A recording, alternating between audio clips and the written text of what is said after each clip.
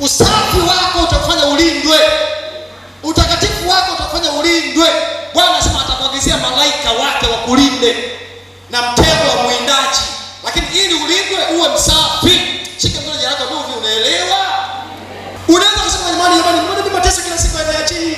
Sio kwa chini, jiulize, wewe ni msafi? Wewe haki umfanya Mungu kutimiza wajibu wake ili kukulinda wewe.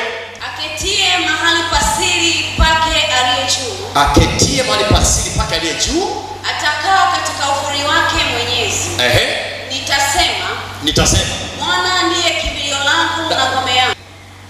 Kwenye biashara yako bila Mungu huwezi. Kwenye ndoa yako bila Mungu huwezi. Kwa watoto wako bila Mungu huwezi. Yaani umeamka, wachawi siku zote hawanaga pema, hawanaga jema.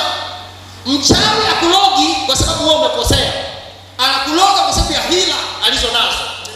Wewe peke yako huwezi bila Mungu. Usitumie wala kutumainia akili zako. Tumainia Bwana Mungu awe kimbilio la maisha yako. Yaani katika maisha yako kama mtu ambaye amefanikiwa, utaona mafanikio. Utajua tu mwenzangu anapita hivi, anapita hivi. Na ndio maana yako hivi. Wewe unakaa na mtu amefeli yuko mtaani anacheza bao yako. Yaani ajui hata kesho yake inakuaje. Yaani hana bila yoyote. Lakini malaika mmoja akavilingisha ile jiwe kwa dharau. Hebu mbele yako wapango wanakuja, watavilingishwa kwa dharau.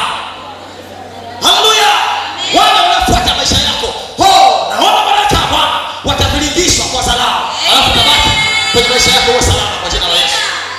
Kama unatengenezea ugonjwa, huo ugonjwa utavilingishwa utaenda. Amen. Kama unatengenezea umaskini utavilingishwa utaenda.